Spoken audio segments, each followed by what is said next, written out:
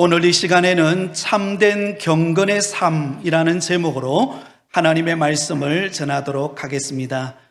통계학에 보면 엥겔 지수라고 하는 것이 있습니다. 엥겔 지수는 한 가정이나 사회 또한 국가의 생활 수준을 나타내는 지표를 말합니다. 좀 더 구체적으로 말씀을 드린다면 전체 생계비 지출 총액에서 음식비 지출이 차지하는 비율을 일컬어서 엥겔 지수라 그렇게 말합니다. 그러므로 여러분, 엥겔 지수가 높을수록 후진국에 속하게 됩니다. 왜냐하면 내가 얻은 소득 중에 먹는 비용으로 다 나가버리기 때문에 그렇다는 것이죠. 반대로 그 비율이 떨어지면 떨어질수록 선진국으로 분류가 됩니다. 그만큼 여유 있는 삶을 살아간다라는 의미이기 때문입니다. 여러분, 이와 마찬가지로 우리 그리스도인들에게 있어서도 영적 엥겔 지수가 있습니다. 자신에게 주어진 삶을 그저 자기 육체의 본능에 따라서 그냥 시간을 쓰고 에너지를 투자하며 살아가는 사람은 경건의 삶과는 너무나 거리가 먼 인생을 살아가게 됩니다. 그러나 반면에 하나님을 기쁘시게 하는 삶을 살기 위하여 자신에게 주어진 시간과 에너지를 들여서 삶을 보람되고 의미 있는 삶을 사는 자는 경건한 삶을 살게 되어진다는 것을 말하고 있습니다. 그래서 오늘 우리가 읽었던 본문에 보면 야고보 사도는 참된 경건의 삶이 무엇인가를 우리에게 굉장히 실제적이고 실체적인 교훈을 우리에게 전해주고 있습니다. 여러분, 많은 성도들이 교회 신앙생활하며 나오면서 경건에 대하여서 오해하는 경우들을 참 많이 볼 수가 있습니다. 일반적으로 여러분, 우리가 신앙생활할 때 참 그 사람 경건하다라고 말할 때 주로 여러분 떠오르는 이미지가 어떤 이미지죠? 대부분이 이렇습니다. 성경책을 조심스럽게 손과 그리고 옆구리에 끼고 다소곳하게 교회당에 들어오는 모습을 보고 경건하다고 말합니다. 기도를 드릴 때에 두 손을 겸손히 모으고 조근조근 하나님 앞에 기도하는 모습을 보고 참 저분 경건하다라고 그렇게 말하죠. 또한 찬양을 드릴 때에 너무 소란스럽지 않고 목소리로 얼굴에 미소를 띠면서 찬양하는 모습을 볼 때 그 사람 참 경건하게 찬양한다 이렇게 말하기도 하고요. 그리고 예배 드리러 올 때에 단정한 옷차림으로 정성을 다하여 하나님 앞에 예배 드리러 나온 그 모습을 보고 경건하다고 말합니다. 또 심지어는 목소리가 좀 묵직하게 할렐루야 이렇게 하면서 교회당에 오는 모습을 보고 참 저분 경건하시네 이렇게 말하기도 합니다. 물론 여러분, 이와 같은 경건의 모양을 잘 갖추는 것은 굉장히 중요합니다. 이왕이면 우리의 몸가짐이 바르고 덕이 되어야 합니다. 그러나 여러분, 오늘 본문 성경이 말하고 있는 참된 경건의 삶의 모습은 단순히 겉으로 드러나는 모습만을 말하고 있지 않습니다. 굉장히 구체적인 실천의 의미를 담고 있다는 것이죠. 그래서 야고보서에서 야고보가 말하고 있는 경건의 삶은 바로 오늘 당장 저와 여러분의 삶 속에 실천할 수 있는 매우 실제적이고 실천적인 것을 우리에게 가르쳐주고 있는 것을 볼 수가 있습니다. 자, 그렇다면 성경이 말씀하고 있는 참된 경건의 삶이란 무엇일까요? 그 첫 번째는 참된 경건의 삶은 자신의 혀를 잘 다스리는 것입니다. 여러분, 경건의 삶의 첫 번째 척도는 어디에 있는가 하면 우리가 말하는 언어 생활에 있다라는 것을 기억하시기 바랍니다. 우리 다 함께 26절 말씀을 같이 읽겠습니다. 누구든지 스스로 경건하다 생각하며 자기 혀를 재갈 물리지 아니하고 자기 마음을 속이면 이 사람의 경건은 헛것이라. 자, 여러분, 여기 보면 누구든지 스스로 경건하다 생각하며 라고 말이 시작이 됩니다. 제가 조금 전에 여러분들에게 언급했던 것처럼 그동안 저와 여러분이 신앙생활하고 교회 생활하면서 우리가 익숙해 있는 경건 생활의 모습을 말합니다. 나름대로 여러분, 우리는 다 경건의 모양을 갖추고 어떤 신앙의 틀을 가지고 교회당에 와서 우리는 나름대로 믿음 생활을 하고 봉사를 하고 또 교회를 섬기며 우리는 살아가고 있습니다. 그런데 여러분, 이러한 경건의 모양들을 많이 갖추어 있다고 한다 할지라도 그 사람이 말하는 혀를 제가 물리지 않으면, 함부로 말하는 습관을 가지고 있다면 그 사람은 참된 경건의 삶을 사는 성도라고 말할 수 없다는 것입니다. 이것은 스스로 속이는 행위라고 오늘 본문은 우리에게 말씀하고 있습니다. 그러므로 여러분, 참된 경건의 삶의 첫걸음은 무엇입니까? 바로 말 조심하는 데서부터 시작이 됩니다.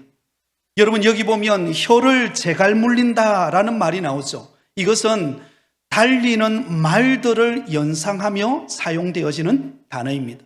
여러분, 넓은 초원에 야생마가 달려가는 모습들을 여러분 한번 상상해 보시기를 바랍니다. 그렇게 마음껏 자유롭게 달려가는 그 말들을 사람이 다스리고 통제하기 위해서는 어떻게 해야 합니까? 그 말의 혀에 재갈을 물리게 됩니다. 그래서 말을 타는 사람이 그 달리는 말의 혀에 재갈을 물려서 안전하게 이동하게 하고 그리고 통제하고 다스리게 되어지는 것을 볼 수가 있습니다. 마찬가지로 저와 여러분이 믿음 생활하고 신앙 생활할 때에 혀를 재갈 물리는 바로 이 말 조심하는 언어 생활이 되어야 하나님 앞과 사람 앞에서 경건의 삶을 사는 모습이 되어진다라는 사실을 여러분 잊지 마시기를 바랍니다. 여러분, 출애굽한 이스라엘 백성들이 광야의 길을 걸어갈 때를 생각해 보시기 바랍니다. 하나님께서 애굽의 종되었던 이스라엘 백성들, 바로의 압제에 의하여 고통받는 이스라엘 백성들을 구원하시기 위하여 하나님께서 친히 10가지 재앙을 그들에게 허락해 주심으로 그 애굽 땅으로부터 건져내셨습니다. 그리고는 홍해를 건너게 하시고 그 척박한 광야의 길을 걸어가도록 하나님께서 은혜를 베푸시고, 그리고 그들에게 약속하신 가나안 땅을 그들에게 보여주시면서 그들의 발걸음을 인도해 가셨습니다. 근데 여러분, 광야의 길을 걸어가던 이스라엘 백성들이 그 약속의 땅을 바라보면서 걸어가면서 이스라엘 백성들이 보였던 반응들이 어떤 반응들이었습니까? 대부분 어렵고 힘든 광야 생활 속에서 그들은 하나님과 모세를 원망하고 불평하는 것들을 쏟아내었습니다. 죽겠다, 망하겠다, 우리를 이 광야에서 죽이려고 우리를 이렇게 인도했느냐라고 하면서 끊임없이 이스라엘 백성들이 부정적이고 불신앙적인 언어들을 쏟아냅니다. 함부로 말하는 행동들을 그들 모습 속에서 드러내는 것을 볼 수가 있습니다. 그런데 여러분, 놀랍게도 그들이 했던 그 말대로 그 광야에서 그들은 모두 죽임을 당하는 것을 보게 됩니다. 민수기 14장 28절에 그들에게 이르시기를 여호와의 말씀에 내 삶을 두고 맹세하노라. 너희 말이 내 귀에 들린 대로 내가 너희에게 행하리니. 여러분, 이스라엘 백성들은 광야 40년의 여정을 걸어가면서 그들의 입술에 재갈 물리지 아니하고 조금 힘들고 어려우면 원망하고 불평하고 불신앙적인 말들을 쏟아내는 일들로 인하여 결국은 그들이 한 말 그대로 그 광야에서 죽음을 당하게 되었던 것을 볼 수가 있습니다. 근데 여러분, 그들 가운데 그들과 함께 갔던 여호수아와 갈렙은 어떻습니까? 그들은 자신의 혀를 재갈 물리고 그들은 입술을 지킵니다. 그리고는 모든 백성들이 모세와 하나님을 원망하고 한탄하면서 우리를 여기서 죽이려 하느냐라고 하면서 절망하고 있을 때 여호수아와 갈렙은 믿음의 말을 고백하고 있는 것을 볼 수가 있습니다. 그들은 가나안 땅을 40일 동안 정탐하고 돌아와서 그들은 이렇게 고백합니다. 민수기 14장 7절에서 9절까지입니다. 이스라엘 자손의 온 회중에게 말하여 이르되 우리가 두루 다니며 정탐한 땅은 심히 아름다운 땅이라. 여호와께서 우리를 기뻐하시면 우리를 그 땅으로 인도하여 들이시고 그 땅을 우리에게 주시리라. 이는 과연 젖과 꿀이 흐르는 땅이니라. 다만 여호와를 거역하지 말라. 또 그 땅 백성을 두려워하지 말라. 그들은 우리의 먹이라. 그들의 보호자는 그들에게서 떠났고 여호와는 우리와 함께 하시느니라. 그들을 두려워하지 말라. 여러분, 여호수아와 갈렙의 믿음의 고백을 한번 들어보시겠습니까? 여호와께서, 하나님께서 우리를 기뻐하시면 우리를 그 땅으로 인도하여 들이시고 그 땅을 우리에게 주시리라. 할렐루야. 여러분, 또한 그 백성들을 두려워하지 말라. 그들은 우리의 먹잇감이다. 그들의 보호자는 그들에게서 떠났고 하나님께서 우리와 함께 하신다. 여호수아와 갈렙은 믿음의 고백을 하게 됩니다. 그 일로 인하여 믿음의 고백을 했던, 입술에 재갈을 물리고 믿음의 고백을 하고 은혜로 말을 행하였던 여호수아와 갈렙은 하나님이 약속해 놓은 가나안 땅으로 들어가게 됩니다. 여러분, 우리가 잘 아는 욥을 한번 생각해 보시기 바랍니다. 욥이 당한 시련은요, 엄청난 시련이었습니다. 한순간 동방에서 제일 잘 나가던 갑부였던 그 욥이 하루아침에 재산을 다 몽땅 잃어버리고 가난한 신세가 되어버렸습니다. 하루아침에 10자녀를 한순간에 기둥이 무너져 죽는 그런 아픔을 당하게 되었습니다. 온몸에 악창이 들어서 기왓장으로 자기 몸을 박박 긁지 않으면 안 되는 그런 고통스러운 환경에 놓이게 되었습니다. 그런데 여러분, 욥은 자기 입술에 재갈을 물립니다. 그리고는 이 욥은 아름다운 신앙의 고백을 합니다. 하나님의 섭리 가운데서 그는 하나님의 주권을 믿고 이렇게 고백합니다. 주신 이도 여호와시오 거두신 이도 여호와시오니 여호와의 이름이 찬송을 받으실지니이다. 여러분, 우리가 볼 때는 충분히 원망하고 불평하고 하나님 왜 나에게 이런 환경을 허락했느냐고 하면서 하나님을 향하여서 분노를 표출하고 원망할 것 같은데, 그리고 자신을 비난하는 그 아내와 친구들을 향하여서 너희들 어떻게 그럴 수 있냐라고 쏘아붙일 수 있을 것인데, 그는 입술에 재갈을 물리고 하나님의 주권을 인정하고 믿음의 고백을 하고 있는 것을 볼 수가 있습니다. 그로 인하여 이 욥은 나중에 갑절의 복을 받는 믿음의 사람이 됩니다. 사랑하는 성도 여러분, 누가 경건한 삶을 살았습니까? 이스라엘 백성들이 아니라 여호수아와 갈렙 그리고 욥이었습니다. 왜냐하면 그들은 입술에 재갈을 물리고 하나님의 은혜를 기억하면서 믿음의 말을 하는 성도들이었기 때문입니다. 신약 성경에 오면 우리가 잘 아는 스데반 집사님이 나옵니다. 여러분, 스데반 집사님은 회당에서 말씀을 전하다가 동료들로부터, 유대인들로부터 돌에 맞아 고통스럽게 처참하게 순교를 당하게 되는 것을 보게 되죠. 우리 같으면 어떻습니까? 돌에 맞아 순교당하는 그 순간 화가 치밀어 오르고, 내가 너희들에게 전하는 이 복음이 얼마나 귀한 복음인데 너희들이 나를 이렇게 해하려 하느냐라고 그들에게 화를 내면서 그들을 원망하고 비난할 것이겠지만, 스데반 집사님은 그렇게 하지 않습니다. 어떻게 고백합니까? 주여, 이 죄를 그들에게 돌리지 마옵소서. 주여, 이 죄를 저들에게 돌리지 마옵소서. 그리고는 그의 얼굴이 천사와 같이 되었다라고 말하고 있습니다. 여러분, 스데반 집사님은 하나님 앞에 부름받는 그 순교의 순간까지도 그의 입술에 재갈을 물리고 그는 경건의 삶을 결코 놓치지 않았습니다. 도리어 그들을 긍휼히 여겨주시고 불쌍히 여겨달라고 고백하고 있는 스데반 집사님의 모습을 우리에게 보여주고 있습니다. 아마 여러분, 요즘 최근에 스포츠계에 일어나고 있는 이 학폭 문제에 관한 소식들을 여러분 아마 들어보셨을 것입니다. 특별히 이 배구 경기에서 경기를 하는 굉장히 유명한 그런 선수가 이 학폭 문제로 인하여서 무기한 출전 금지가 이루어지고, 그리고 국가대표 자격이 박탈당하는 그런 소식을 아마 여러분 들어보셨을 것입니다.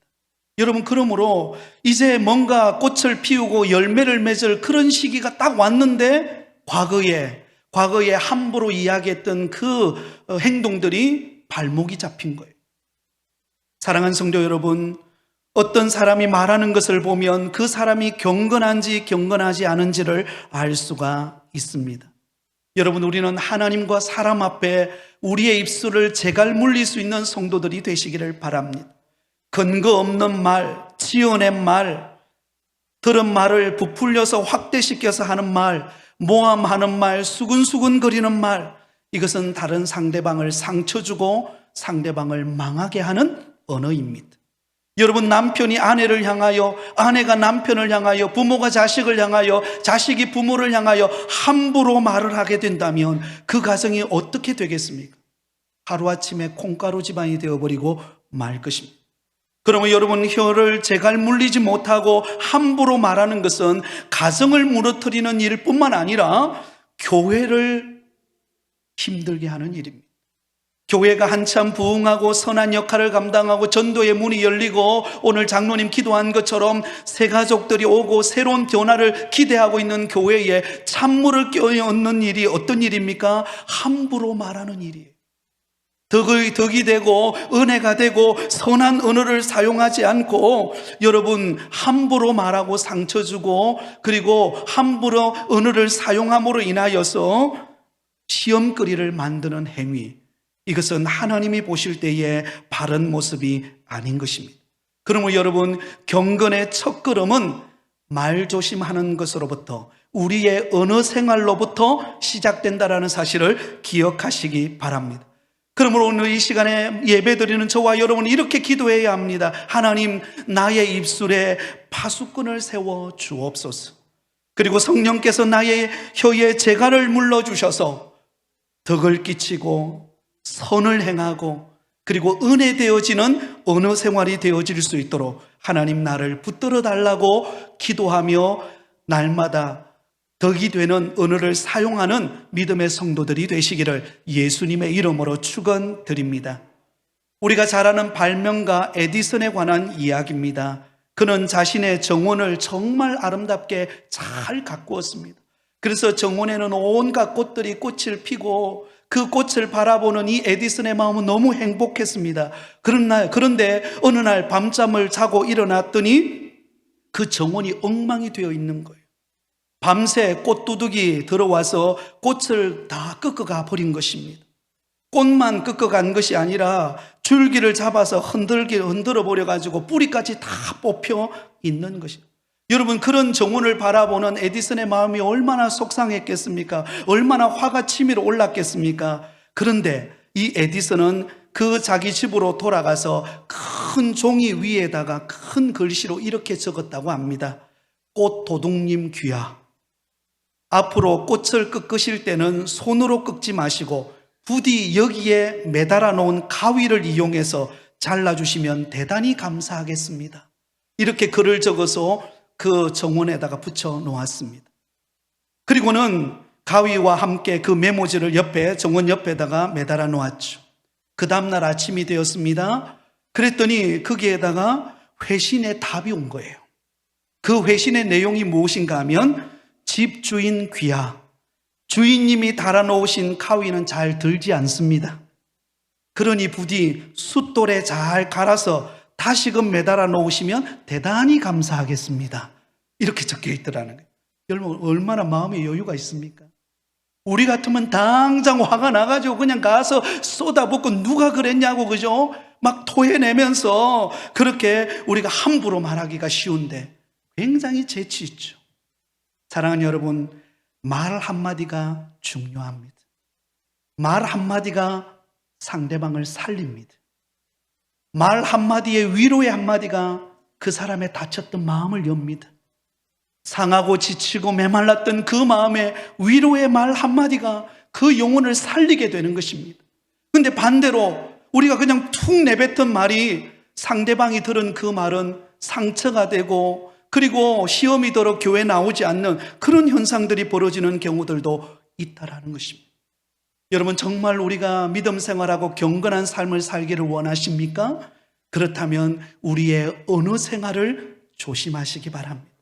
은혜로운 말, 덕이 되는 말, 그래서 선한 언어를 사용함으로 하나님의 영광을 드러내고 교회와 가정과 이웃의 언어를 통하여 위로하고 격려하는 믿음의 성도들이 되시기를 예수님의 이름으로 축원드립니다. 두 번째, 참된 경건은 어려운 형제를 돌아보는 것임을 말해주고 있습니다. 참된 경건의 삶의 두 번째 척도는 우리의 물질 생활입니다. 여러분, 우리가 물질을 어떻게 사용하는가를 가만히 보면 나 자신이 경건한 사람인지 그렇지 못한 사람인가를 알 수가 있습니다. 오늘 본문 27절 상반절에 보면 이렇게 말합니다. 하나님 아버지 앞에서 정결하고 더러움이 없는 경건은 곧 고아와 과부를 그 환난 중에 돌보고. 여러분, 하나님이 보시기에 정말 정결하고 더러움이 없고 깨끗하고 순결한 경건의 사람은 어떤 사람인가? 그것은요, 고아와 과부들, 특히 환난 중에 있는 어려움을 당하는 사람들을 그냥 무심하게 스쳐 지나가는 것이 아니라 그들을 바라보고 그들을 돕고 섬기는 자임을 말해주고 있습니다. 여기 환난을 당한 사람, 고아와 과부들은요, 그 당시에 누군가의 도움이 없이는 절대로 살아갈 수 없는 사람을 말합니다. 부모를 잃어버린 고아, 더 이상 어떤 생업을 해나갈 능력이 안 되죠. 그리고 과부, 그 당시는 주로 막노동이었기 때문에 남편을 잃은 아내가 그 험한 일을 해내기란 참 쉽지가 않는 상황이었습니다. 그래서 누군가의 도움을 받지 않고는 살아가기 너무나 빡빡하고 힘든 형편에 놓인 사람을 말합니다. 여러분, 요즘처럼 우리나라가 굉장히 이 사회 복지가 잘 되어 있지 않습니까? 그러나 이 당시에는 그런 사회복지시설이 잘 되어 있는 환경이 아니었습니다. 그리고 일자리도 충분한 상황이 아니었습니다. 그래서 누군가의 도움을 받지 않으면 하루하루를 살아가기엔 너무나 버겁고 막막한 현실 속에 놓여 있는 이들이었습니다. 그러니 여러분, 누군가가 은밀한 중에 하나님을 바라보고 그들에게 사랑으로 선행으로 베풀고 돌보고 섬기는 그 행위는 하나님이 보실 때 너무나 아름다운 모습이라는 것입니다. 하나님이 바로 그런 사람을 향하여서 경건하다라고 말하고 있다라고 하는 것입니다. 여러분, 사도행전 2장에 가면 초대 예루살렘 교회의 부흥의 역사가 일어났던 내용들을 언급하고 있습니다. 그런데 초대 예루살렘 교회의 부흥의 원동력은 여러 가지 이유가 있었습니다만은 그 중에 한 가지가 바로 이런 사랑의 돌봄이 실천되어질 때 그곳에 부흥의 역사가 일어났던 것을 볼 수가 있습니다. 사도행전 2장 44절입니다. 믿는 사람이 다 함께 있어 모든 물건을 서로 통용하고 또 재산과 소유를 팔아 각 사람의 필요를 따라 나눠주며. 여러분, 이 당시 초대교회에 예루살렘 교회에 많은 성도들이 하나님이 은혜 주시고 성령을 받고 나가서 복음을 전하니까는요, 수많은 사람들이 예수 믿고 구원의 역사가 일어났어요. 그런데 그 성도들 가운데는 어렵고 힘들고 정말 누군가가 도와주지 않으면 안 되는 그런 형편 가운데 있는 성도들이 너무나 많이 예수님을 믿고 교회 안에 들어오게 되었다는 것이죠. 바로 그때 하나님이 먼저 은혜 주시고 먼저 복을 받은 성도들이 아까워하지 않고 자기가 가진 것을 나누며 베풀며 섬기며 선행을 베풀고 돕고 섬기는 일을 실천하기 시작했다는 것입니다. 그 소문이 점점 퍼져나가면서 많은 어려움 속에 있는 사람들, 고통 속에 있는 사람들이 그 예루살렘 교회로 몰려들어서 아름다운 공동체를 이루고 선한 사명을 감당하는 교회로 쓰임받을 수가 있었다는 것입니다. 여러분, 사도행전 10장에 가보면요, 이 사도행전 10장은 굉장히 터닝 포인트가 되는 장입니다. 왜냐하면 이방 선교의 문이 열리는 장면이기 때문입니다. 이 사도행전 10장에 가보면 누가 나오는가 하면 경건한, 하나님 앞에 경건한 고넬료 가정의 이야기가 나옵니다. 사도행전 10장 2절에 그가 경건하여 온 집으로 더불어 하나님을 경외하며 백성을 많이 구제하고 하나님께 항상 기도하더라. 여러분, 이 경건한 고넬료의 가정을 사도행전 10장에서 딱 등장시킵니다. 그런데 이 고넬료의 가정은 어떤 가정이었냐면 경건한 가정이었어요. 하나님을 경외할 뿐만 아니라 어려움에 처해져 있고 고통받는 이웃들을 외면하지 않고 그들을 도와주고 섬기고 사랑을 베푸는 그런 선한 역할을 감당하는 가정이 고넬료였습니다. 바로 그 고넬료의 가정에 베드로가 찾아가죠. 그 베드로를 통하여 이 가정에 하나님의 은혜가 부어지고 고넬료의 가정을 통하여서 최초 이방인 선교의 문이 열리는 것을 보게 되어집니다. 사랑하는 성도 여러분, 오늘도 우리 하나님은 이러한 경건한 고넬료와 같은 믿음의 사람을 찾고 있는 줄 믿습니다. 여러분, 우리가 가지고 있는 재정, 우리가 가지고 있는 모든 것의 주인은 하나님이십니다. 우리는 그 하나님의 청직이죠. 그러므로 여러분, 우리가 가진 것을 가지고 정말로 하나님이 우리로 하여금 감동을 주시고 우리로 하여금 흘러보내라고 할 때에 기쁨으로 나누고 베푸고 섬기는 믿음의 성도들이 되실 수 있기를 바랍니다.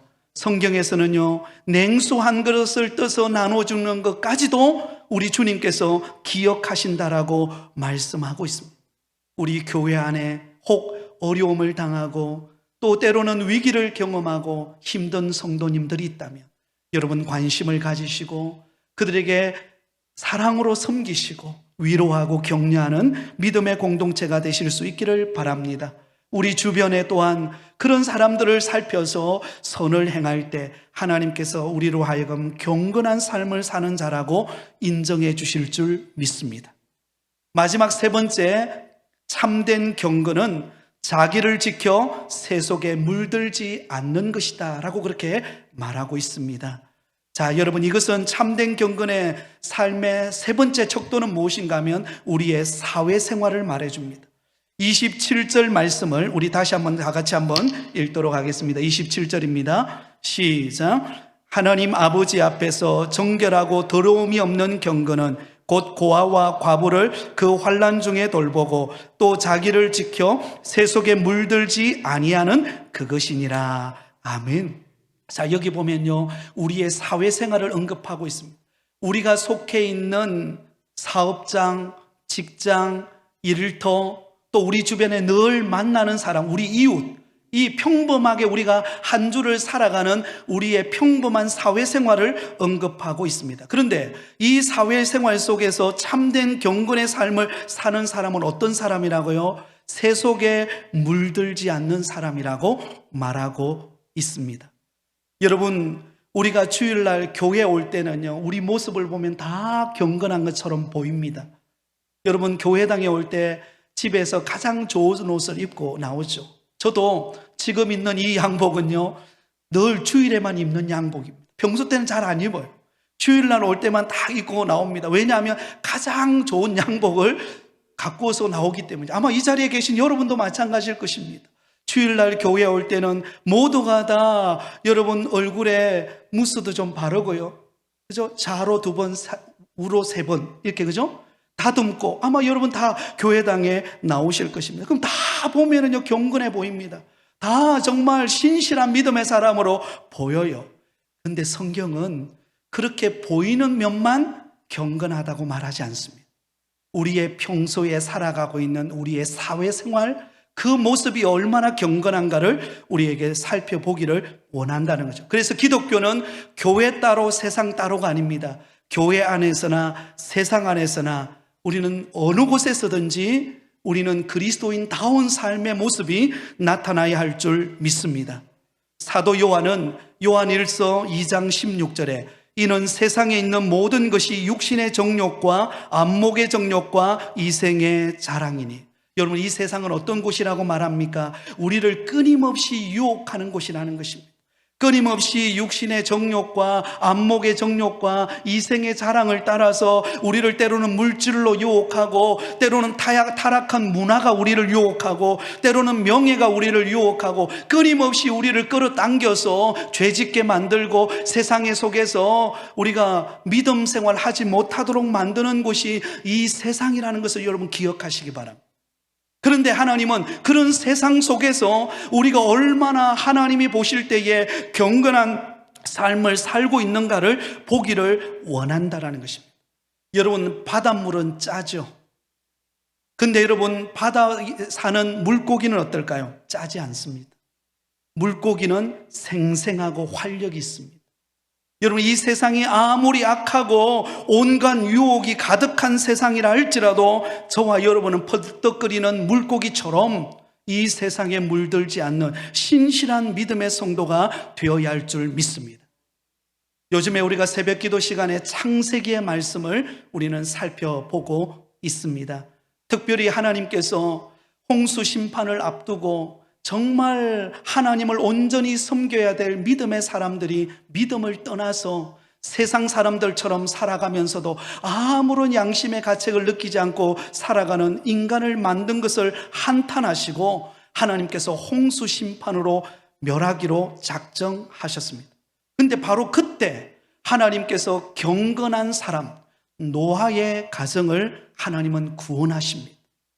방주를 짓게 하여서 그 방주를 통하여서 홍수 심판이 임할 때 이 노아의 가족을 하나님이 구원하십니다. 그 당대에 노아가 어떤 사람이었습니까? 창세기 6장 9절에 보면 이것이 노아의 족본이라 노아는 의인이요 당대의 완전한 자라 그는 하나님과 동행하였으매.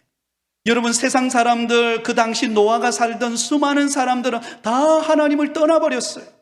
다 세상 방식대로 자기 욕구대로 자기가 원하는 대로 살았습니다. 바로 그때에 노아만큼은 하나님 앞에 의인이었습니다.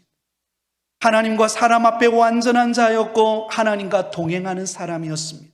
하나님과 동행한다라는 것은 함께 길을 걸어간다라고 말했습니다. 날마다 하나님과 보조를 맞추고 하나님이 기뻐하시는 일을 생각하고 어떻게 하면 구별된 믿음의 삶을 살까를 생각하고 믿음으로 살았던 사람, 그가 노아였습니다. 그래서 하나님은 전 인류를 멸망시킬 때에 그 하나님 앞에 경건한 노아의 가족을 방주 안에 들어가게 하심으로 구원해 주셨습니다.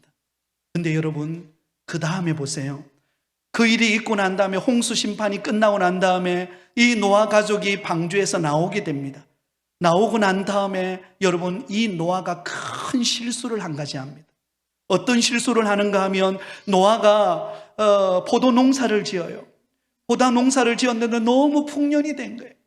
그 당시 수많은 사람들은 다 술에 취하고 방탕한 삶을 사는 그런 과거의 그런 사람들을 지켜보았던 노아였습니다. 그런데 웬걸요? 이제 하나님께서 그를 구원해 주시고 그의 가족을 살려주시고 이제 포도농사를 지어서 딱 풍년이 들어서 이제는 조금 살만할 때 방심하는 마음이 찾아온 것입니다. 그래서 그 포도주를 마시고는 술에 취하여서 벌거벗은 채로 그가 침소에 들게 된 것이에요. 바로 그 모습을 지켜보았던 그의 둘째 아들 함이 그 모습을 지켜보고는 돌아서서 나와서 자기 형제들에게 떠벌립니다. 아버지의 수치심과 아버지의 그 벌거벗은 모습에 대한 이야기를 하게 됩니다. 결국 그 일로 인하여 이 함은요, 그의 후손은 하나님께로부터 징계를 받습니다. 여러분, 그 계기가 되었던 것이 무엇입니까? 바로 노아의 방심이었어요. 사랑하는 성도 여러분, 우리는 믿음 생활하면서 지금까지 오랜 신앙 연륜을 가지고 오늘까지 왔습니다. 그러나 나도 모르는 사이에 이제는 좀 됐다, 이제는 이 정도 신앙생활하면 좀 여유도 있고 이제는 좀 살만하고 우리 자녀들도 이제는 좀 나름대로 사회생활하고 이제는 괜찮다고 할 때 우리에게 이 노아에게 찾아왔던 방심의 허점을 마귀는 파고든다는 것을 기억하시기 바랍니다. 그러면 여러분, 우리는 날마다 코람데오 정신을 가져야 합니다. 하나님 앞에서, 한번 따라해 볼까요? 코람데오, 하나님 앞에서 저와 여러분이 하나님의 앞에 있다라는 생각을 가지시기 바랍니다. 우리가 가는 직장과 사업장과 일터, 그곳에 우리 주님께서 함께 하고 계십니다. 그리고 하나님이 우리를 지켜보고 계십니다. 그래서 하나님 앞에 내가 있다. 그래서 여러분, 하나님 앞에 있는 내 모습이 어떤 삶을 살아야 될 것인가를 날마다 나 자신을 살피면서 바른 모습으로 주님 앞에 살아가시기 바랍니다. 아무도 보지 않을 때 내가 어떤 모습인가를 보면 나의 경건의 모습을 알 수가 있습니다. 교회당에 나왔을 때는 다 거룩하고 다 경건하고 다 멋있어 보입니다. 그러나 치열한 유혹이 있는 세상 속에 들어갔을 때 과연 나는 어떤 모습인가? 우리 자신을 되돌아보면서 하나님 앞에서 바르고 진실된 믿음의 삶을 살아가는 여러분 되시기를 바랍니다. 그러므로 여러분, 경건은 범사에 유익합니다. 금세와 내생에 하나님의 약속이 있다라고 말씀하고 있습니다. 그러므로 날마다 여러분, 우리가 언어 생활을 훈련하시기 바랍니다. 그리고 우리에게 주어지는 물질을 바르게 사용하는 섬김의 삶이 되시기를 바랍니다.